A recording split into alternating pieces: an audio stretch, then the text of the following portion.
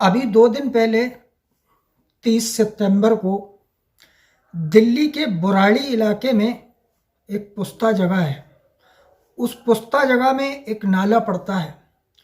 उस नाले में एक पुलिस वाली की लाश नहीं बल्कि कंकाल निकलता है, क्योंकि ये लाश 2021 में 8 सितंबर को दबाई गई थी, इस नाले में फेंकी गई थी।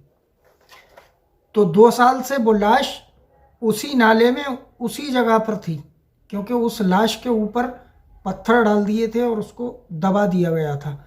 तो अब पूरे 2 साल हो चुके थे 30 सितंबर 2023 को, तो वो लाश नहीं बल्कि एक कंकाल बन चुका था। इसकी पूरी कहानी मैं आपको आज विस्तार से सुनाता हूँ।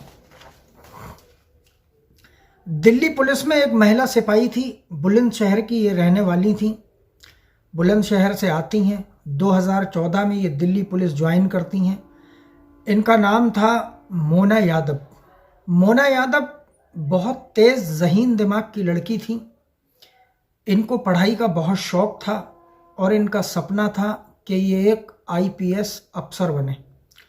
खैर, इनकी दिल्ली पुलिस में कंट्रोल रूम में ड्यूटी लगती है, ये ड्यूटी करती हैं।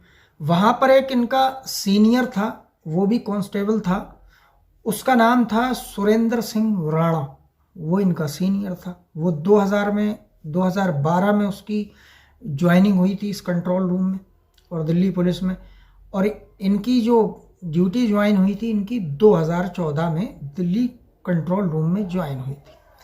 अब ये दोनों एक ही जगह पर नौकरी करते थे, तो काफ़ी मिलना मिलाना रहता था, बातचीत होती थी, बातचीत दोस्ती में बदलती है, अच्छे दोस्त बन जाते हैं। इसके बाद ड्यूटी चलती रहती है, सब कुछ ठीक ठाक। मोना यादव अपने घर भी बात करती हैं, खुश होती हैं, लेकिन वो पढ़ाई करती रहती हैं और उसके दिमाग में यही रहता है कि मुझे एक ना एक दिन आईपीएस अफसर बनना है। कुछ टाइम के बाद उत्तर प्रदेश पुलिस में कुछ भर्तियां निकलती हैं, वो एक फार्म भरती हैं। उस फार्म में भरने के बाद उनका नाम आता है, फिर वो एग्ज़ाम देती हैं। एग्ज़ाम में वो जब रिज़ल्ट आता है तो वो सब इंस्पेक्टर बनती हैं मोना यादव। अब सब इंस्पेक्टर की जब नौकरी उनको मिलती है तो इधर से बात आती है कि आप ज्वाइन कीजिए, सब इंस्पेक्टर की नौकरी आपके लिए तैयार है। और जाहिर सी बात है, जब एग्ज़ाम पास किया है तो जैसे ही रिज़ल्ट आया और मोना यादव को पता चला कि मेरा मतलब मैं पास आउट कर लिया है और मेरा सिलेक्शन तैयार है, तो मोना यादव को लगा कि जब मैं ये एग्ज़ाम पास कर सकती हूँ तो फिर मैं आईपीएस भी बन सकती हूँ, यूपीएससी क्लियर कर सकती हूँ। अब इसके बाद मोना यादव ने वो नौकरी नहीं की। उसने कहा नहीं, मुझे सब इंस्पेक्टर नहीं बनना है, बल्कि मुझे एक आईपीएस बनना है। अब इसके बाद अब वो क्राइम वहाँ पर कंट्रोल रूम में ड्यूटी करती थी, तो उसको पढ़ाई में थोड़ी दिक्कत आ रही थी, पढ़ाई पूरी तरीके से हो नहीं पा रही थी। तो उसने कहा ना तो मैं सब इंस्पेक्टर की नौकरी करूँगी और ना ही ये कांस्टेबल की नौकरी करूँगी, मैं अब अच्छे से पढ़ाई करूँगी, तैयारी करूँगी और मुझे आईपीएस बनना है, यूपीएससी क्लियर करना है। क्यों? क्योंकि उसको आईपीएस बनने का शौक़ था, लगन थी, तेज़ दिमाग, ज़हीन दिमाग। इसके बाद वो दिल्ली पुलिस से रिज़ाइन दे देती है। ज़रा देखें आप, हौसले बुलंद, क्योंकि उसको यकीन था कि मैं ये सब कर सकती हूँ। और ये जो बड़े बड़े अधिकारी होते हैं, ये अपनी कुर्सियों पर बैठते हैं, इनकी ऐसी ही लगन होती है, तेज़ दिमाग, ज़हीन दिमाग होते हैं, कोई ऐसे ही कोई आला अधिकारी नहीं बनता। खैर, इसके बाद मोना यादव दिल्ली के मुखर्जी नगर में रहती हैं। वहाँ पर वो एक कोचिंग सेंटर में कोचिंग लगाती हैं और अच्छे से तैयारी शुरू कर देती हैं। लेकिन अब इधर मसला क्या हुआ था, कंट्रोल रूम में जो सुरेंद्र सिंह राणा था, जिससे मोना यादव की दोस्ती थी, तो मोना यादव तो बस वक्ती तौर के लिए उससे बातचीत करती थी और एक तरीके से दोस्ती थी, लेकिन मोना यादव के दिमाग में आईपीएस चल रहा था और इधर ये जो सुरेंद्र सिंह राणा था, इसके दिमाग में कुछ और ही चल रहा था। इसको मोना यादव से एक तरीके से प्यार हो जाता है। लेकिन अब आप यहाँ पर ये देखिए कि सुरेंद्र सिंह राणा जो था वो पहले से शादीशुदा था, उसका एक बच्चा भी था, लेकिन उसने ये बात कभी भी मोना यादव को नहीं बताई। उसने कभी अपने आप को बताया नहीं कि मैं शादीशुदा हूँ, और वो उससे शादी वादी की बात करता, प्यार करने की बात करता। लेकिन मोना यादव ने इन सब चीज़ों को साइड में रख कर रखा था। उसने अपनी नौकरी तक छोड़ दी, क्योंकि उसके दिमाग में सिर्फ आईपीएस, एक बड़ा अधिकारी बनना था। अब इधर सुरेंद्र सिंह राणा को इस चीज़ का बड़ा बुरा लगा। उसने कहा ये अगर आईपीएस बन गई या कोई भी बड़ी रैंक पर ये पहुंच गई तो मेरा तो खेल खत्म, मेरी और इसकी कुछ बन ही नहीं सकती। फिर मैं एक कांस्टेबल और ये कहाँ से कहाँ पहुंचेगी। इसके बाद इसे बड़ा बुरा लगता है और ये उससे बहुत मना करता है। फिर 8 सितंबर 2021 को ये मोना यादव को मिलने बुलाता है और उससे कहता है चलो तुम पढ़ाई कर रही हो, अच्छी बात है, और चलो कहीं घूम कर आते हैं, थोड़ा घूम लें, तुम्हारा दिमाग फ्रेश होगा। तो मोना यादव इससे कहती है ठीक है। अब ये मोना यादव को लेने पहुंच जाता है, गाड़ी में बैठा होता है, कार में, उससे बातचीत होती है, वो इससे बात करती है। अब ये उसके साथ फिर वही शादी की बात शुरू कर देता है। वो इसको साफ साफ मना कर देती है कि मैं अभी शादी वादी नहीं कर सकती, मेरा जो सपना है वो मुझे पूरा करना है, और अगर मैं इन सब चक्करों में पड़ जाऊंगी तो शायद वो मेरा सपना पूरा नहीं हो पाएगा, अधूरा रह जाएगा। सुरेंद्र को बड़ा गुस्सा आता है और वो इसका उसी कार में गला दबा देता है। पहले तो ये बुराड़ी की तरफ को लेकर जाता है दिल्ली में, और वहीं गुस्से में उसका गला दबा देता है। गला दबाकर उसको मार देता है। ये जब तक गला दबाकर रखता है जब तक उसकी सांसें रुक नहीं जाती। अब ज़रा आप सोचिए, एक पुलिस वाला एक पुलिस वाली का कत्ल कर देता है।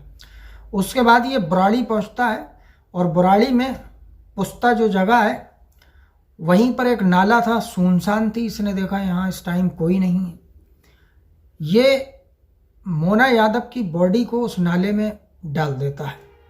अच्छा, उस वक्त पानी कुछ कम था, थोड़ा सूखा सूखा था, बहुत कम पानी था। ये लाश वहाँ पर डालता है और उसके बाद मिट्टी और क्या क्या उसके ऊपर से डाल देता है, पत्थर डाल देता है, ताकि लाश नीचे दबी रहे और किसी को कुछ पता ना चले।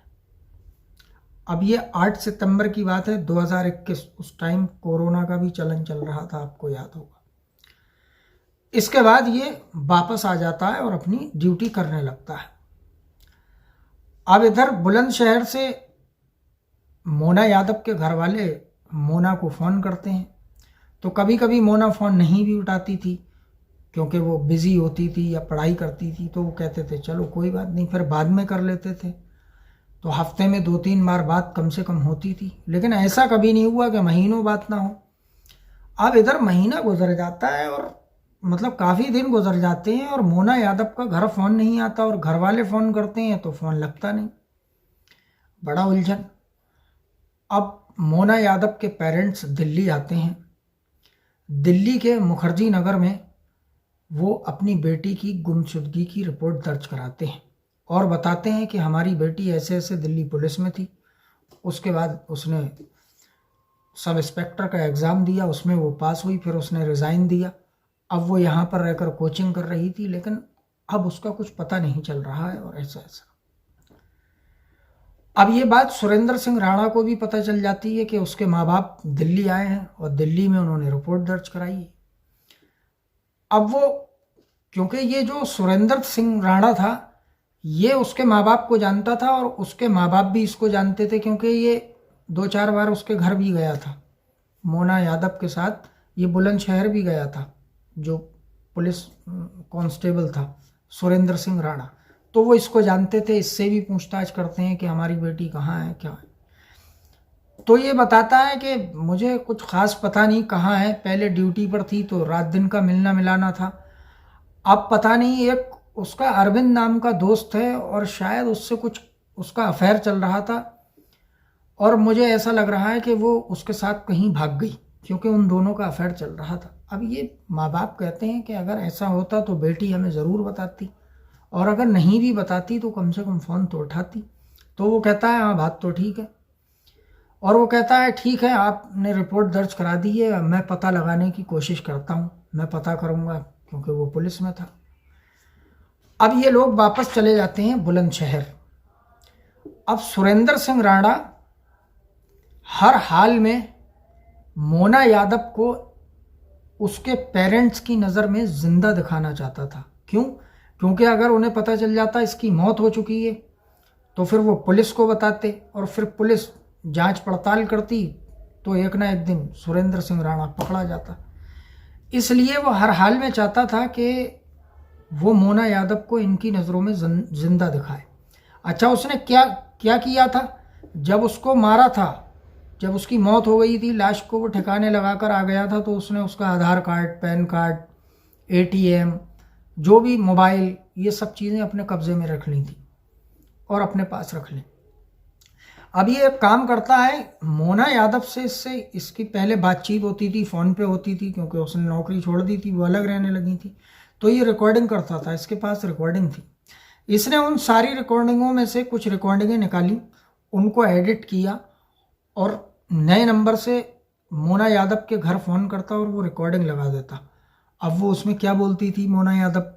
मैं ठीक हूँ, मैं अभी बिज़ी हूँ, और हाँ मैं, मतलब वो कोई बोल रहे हैं कोई, लेकिन इस तरीके से ये सुनाता था दूसरे मोबाइल से, उस मोबाइल की रिकॉर्डिंग प्ले करके, तो उनको ऐसा लगे कि मोना यादव जिंदा है, सही सलामत है, उनके दिमाग में ऐसा कुछ ख्याल ही ना आए कि वो मर चुकी है। अब ये काफ़ी टाइम तक ऐसा करता रहा, लेकिन कब तक करे? अब ये पुलिसिया दिमाग लगाता है कि आगे मैं क्या करूं। इसके बाद ये ATM निकालता है, उसका ATM का कोड इसको पता था, जो पासवर्ड होता है हम लोग छुपा कर रखते हैं, लेकिन किस तरीके से इसने मोना यादव से वो ले रखा था ये तो पता नहीं। फिर ये अलग अलग शहरों में, अलग अलग जगहों पर उसका ATM इस्तेमाल करता है, पैसे निकालता है, ट्रांजैक्शन होते हैं। अब ये बुलंदशहर पर फ़ोन करता है और कहता है अरे मुझे ख़बर मिली, मैंने रिकॉर्ड निकलवाया, उसका बैंक स्टेटमेंट निकलवाया, वो तो फला जगह थी, चंडीगढ़ थी, चंडीगढ़ से उसने पैसे निकाले हैं ATM से, उस दिन वो देहरादून थी, उस दिन फला जगह थी, मतलब अलग अलग जगहों के ये नाम बताता, और बात ठीक, क्योंकि वो ATM यूज़ हुआ। इसके बाद ये कहता है अब और कुछ करना पड़ेगा, क्योंकि उधर घर वाले बार बार इससे यही कहते थे कि क्या चक्कर है, वो जब से भागी है, अगर किसी के साथ भाग भी गई है तो कम से कम एक फ़ोन तो करती। वो फ़ोन करती है तो कुछ सुनती नहीं, अपनी बात कहती है और फ़ोन कट हो जाता है। तो ये कहता है अब सुरेंद्र और कुछ करना पड़ेगा, इनको बिल्कुल यकीन दिलाना पड़ेगा कि वो ज़िंदा है, ताकि उधर जो इन्होंने गुमशुदगी की रिपोर्ट दर्ज कराई है वो बिल्कुल ठंडे बस्ते में चली जाए। अब पुलिस उधर जांच कर रही है, तो उन्हें पता चल रहा है कि हाँ भाई उसका ATM भी यूज़ हो रहा है, उसका घर पर फ़ोन भी आया था, इसका मतलब लड़की सही सलामत है, ज़िंदा है और अपनी मर्ज़ी से भागी है, तो वो भी कुछ ठंडे पड़ जाते हैं, ख़ास जांच पड़ताल करते नहीं। इसके बाद सुरेंद्र क्या काम करता है, अपने साले को तैयार करता है, उसको सारी हकीकत बता देता है कि ऐसे ऐसे मैंने एक पुलिस कांस्टेबल का कत्ल कर दिया है और तुझे अब मेरा साथ देना होगा। अब ये उससे कहता है तू अरविंद बन के बात कर, और जो मैं कहूँ वो उनसे बात करना। अब वो नए नंबर से फ़ोन करता है बुलंदशहर मोना के घर, और वो कहता है मम्मी पापा हमने भागकर शादी कर ली, जिसकी वजह से मेरे घर वाले, जो फैमिली है, मेरे माता पिता, वो बौखलाए हुए हैं और वो हमारी जान के दुश्मन बन चुके हैं, तो इसलिए हम लोग इधर उधर अभी भागे हुए हैं, लेकिन मोना ठीक है, आप लोग परेशान मत हो, और कुछ टाइम के बाद सब कुछ ठीक हो जाएगा और फिर मैं और मोना वापस आ जाएंगे और सब ठीक हो जाएगा। अब ये 2-4 बार फ़ोन करता है। अब वो कहते हैं बेटी से बात कराओ, लेकिन बेटी हो तब बात कराए। खैर, अब हल्के हल्के इसका फ़ोन भी आना बंद हो जाता है। उधर सुरेंद्र अब एक नई मंतिक लगाता है, अब ये नया पैतरा स्टार्ट कर देता है, नया पैतरा खेलता है। ये अब दूर दराज अलग अलग होटलों में कॉल गर्ल लड़कियाँ जो होती हैं उनको ले जाता है। मास्क चल रहा था क्योंकि लॉकडाउन था, आपको पता ही है, उसकी महामारी थी। आधार कार्ड मोना का, लड़की कोई और, लड़का कोई साथ में। अब वहाँ ये आधार कार्ड देते, एंट्री होती, होटल में जाते, फिर चेकआउट कर लेते एक दिन में, अगले दिन में। अब ये कहता अरे मुझे मकबर से खबर मिली है कि वहाँ पर उसको मोना यादव को देखा गया है, जल्दी चलो। उसके शहर से, बुलंदशहर से उसके माँ बाप आते हैं, ये सब भाग कर फटाफट जो है वहाँ जाते हैं होटल में। जब जाते हैं तो वो कहता है वो तो साहब कल चेकआउट करके निकल गए। मतलब हर तरीके से ये उनको यकीन दिलाना चाहता था कि वो जिंदा है, ताकि वो केस बिल्कुल ही ठंडा हो जाए। अब इन सब चीज़ों को चलते चलते काफ़ी टाइम हो गया, तो मोना यादव की जो एक छोटी बहन थी उसने दिमाग लगाया कि ये सब क्या चल रहा है, और हम लोग 2 साल होने को जा रहे हैं, दीदी का आज तक फ़ोन नहीं आया, उन्होंने बात नहीं की। अरविंद जो उनका हस्बैंड बनकर बात करता था, अब उसका फ़ोन भी आना बंद हो गया। आखिरकार मामला है क्या? वो अपने माँ बाप से इस बात का जिक्र करती है, फिर माँ बाप को भी चिंता होती है कि बात तो ठीक है, हम लोगों ने ध्यान नहीं दिया और कुछ गड़बड़ तो है। अब ये लोग दिल्ली पहुंचते हैं और दिल्ली आकर ये कहते हैं कि हमें सीधे पुलिस कमिश्नर से मिलना है। अब वहाँ पर दिल्ली में पुलिस कमिश्नर साहब से मिला जाता है, संजय जी हैं शायद, उनसे मिला जाता है और उनको पूरी कहानी बताते हैं कि ऐसे ऐसे पुलिस में थी, उसके बाद उसने एग्ज़ाम दिया, पूरी कहानी वो बताते हैं जो मैंने आपको सुनाई। अब जब वो कमिश्नर साहब ये पूरी कहानी सुनते हैं तो वो भी हैरान होते हैं कि फिर इसके बारे में पूरी रिपोर्ट लेते हैं मुखर्जी थाने से, तो वो भी पुलिस बताती है कि पता नहीं चला और ऐसा ऐसा खबरें मिली। तो फिर वो फ़ौरन ही खुद एक ऑर्डर पास करते हैं और क्राइम ब्रांच को ये केस जो है वो सौंपते हैं, और वो कहते हैं कि इस लड़की का पता लगाओ आखिरकार ये है कहाँ। अब इसके बाद क्राइम ब्रांच जांच में जुट जाती है और अपने तरीके से अब जांच पड़ताल शुरू कर देती है। अब वो पहले तो मोना यादव की फैमिली से पूछताछ करती है, सारी कहानी उनसे पूछती, तो वो बताते हैं कि ऐसे ऐसे शुरू में कॉलें आई थीं और उसके बाद अरविंद ने हमें कॉल की अलग अलग नंबरों से उसके बाद बात हुई, अब उसका फ़ोन भी आना बंद हो गया। तो वो कहते हैं अच्छा ठीक है, तो वो कहते हैं उनमें से कोई अगर नंबर हो तो नंबर दो। तो ये लोग क्या करते थे, एक भाई बेटी का मामला और गायब, तो फ़ोन आता था, ये नंबर सेव कर लेते थे। इन्होंने वो सारे नंबर क्राइम ब्रांच को दिए, इनके पास सेव थे। अब क्राइम ब्रांच इन सारे नंबरों का पता लगाती है, जितने नंबर थे सारे नंबरों पर फर्जी आईडी मिलती है। क्राइम ब्रांच के हाथ खाली कि भाई नंबर मिला वो भी बेकार, क्योंकि सब फर्जी। लेकिन क्राइम ब्रांच के कुछ अधिकारी होते हैं, वो कहते हैं जो फार्म निकल कर आ रहे थे ना, जो जब हम सिम लेते हैं, आप लेते हैं, हमारे देश में ये रूल है, तो बाकायदा आधार कार्ड लगता है, फ़ोटो लगती है, सब कुछ लगता है। तो वो अलग अलग आधार कार्ड थे, अलग अलग फ़ोटो थे। तो वो कहते हैं इसकी फैमिली को दिखाओ, शायद ये किसी को जानते हों इनमें से। तो वो 4 फार्म दिखाते हैं, 4-5 फ़ोटो उसमें लगे होते हैं अलग अलग फार्म में। जब वो इन्हें दिखाते हैं तो ये कहते हैं हम इनमें से किसी को नहीं जानते, लेकिन एक फ़ोटो पे आकर उनकी नज़र रुक जाती है और वो कहते हैं हाँ ये शख्स हमारा देखा हुआ है। अब वो कहते हैं ये कौन है? उस शख्स का नाम था राजपाल। अब वो कहते हैं ये राजपाल कौन है? तो मोना यादव के फैमिली वाले बताते हैं ये सुरेंद्र सिंह राणा, जो कंट्रोल रूम में ड्यूटी करता था कांस्टेबल, उसके साले के साथ इसको हमने कहीं देखा है। क्योंकि ये सुरेंद्र सिंह राणा जो था, जब इसके माँ बाप दिल्ली आए थे, वो गायब हुई थी, तो जहाँ भी वो जाते थे थाने में या कहीं भी पूछताछ करने रिश्तेदारी में, तो ये सुरेंद्र सिंह राणा जाता था, अपने साले को भी साथ लेकर जाता था। लेकिन 1-2 बार राजपाल वो उसको साथ लेकर गया, मतलब राजपाल को सुरेंद्र सिंह राणा का साला लेकर गया था और इन्होंने देखा था। बस उसको ही ये पहचान लेते हैं। अब क्राइम ब्रांच के हाथ जब ये पहली चीज़ लगती है तो क्राइम ब्रांच इसका पता निकालती है। पता निकालने के बाद वो जो है इसके अरविंद के, जो अरविंद बनकर बात कर रहा था, सुरेंद्र सिंह राणा का साला, उसके पास पहुंचती है और पूछती है राजपाल कौन है, तुम्हारा दोस्त है? तो अरविंद जो वो उसका साला था वो कहता है हाँ वो मेरा दोस्त है। तो वो कहता है ठीक है, उसका पता लेती है पुलिस। अब उसको उठा लेते हैं। अब जब उसे उठाते हैं तो कहते हैं तुमने ऐसे ऐसे ये नंबर लिया था और ये तुम्हारी फ़ोटो लगी है, ये क्यों लिया था, ये किस लिए, क्या है ये सब।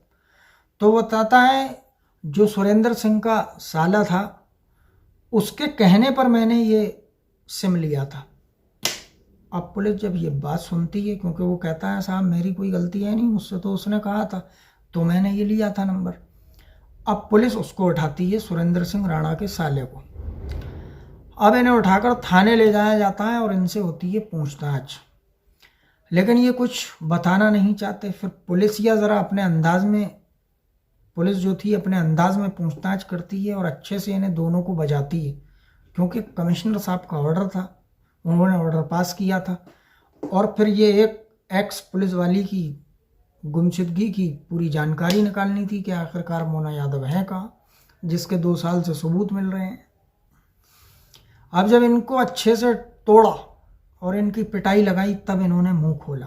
तो वो कहते हैं साहब मोना यादव को हमने नहीं मारा। अब जब पुलिस ये बात सुनती है, क्राइम ब्रांच की टीम, कि पुलिस को हमने नहीं मारा, तब वो कहते हैं इसका मतलब मोना यादव मर चुकी है। तो वो कहते हैं हाँ, और मोना यादव को सुरेंद्र सिंह राणा ने मारा है। अब ये बात उधर सुरेंद्र सिंह राणा को पता नहीं कि यहाँ पर ऐसा ऐसा चल रहा है, क्योंकि क्राइम ब्रांच तो क्राइम ब्रांच है, उसने किसी को कोई भनक नहीं दी, अपने आप गई, अपनी पूछताछ कर रही थी और सुरेंद्र यादव को कोई खबर नहीं, सुरेंद्र सिंह राणा को। इसके बाद क्राइम ब्रांच पहुंचती है और क्राइम ब्रांच देखती है कि हमारे ही महकमे का इंसान है। उसको पुलिस उठाती है और सारा चिट्ठा उन्हें बताती है कि तुम्हारे साले ने और उसके दोस्त राजपाल ने सारी बात हमें बता दी है, तुम्हारा भेद खुल चुका है। अब ये मजबूर, क्योंकि सारी बात खुल चुकी थी और उन्होंने बता चुका था, ये अपना जुर्म कबूल करता है। इसके बाद क्राइम ब्रांच कहती है लाश कहाँ है, क्योंकि भाई लाश चाहिए।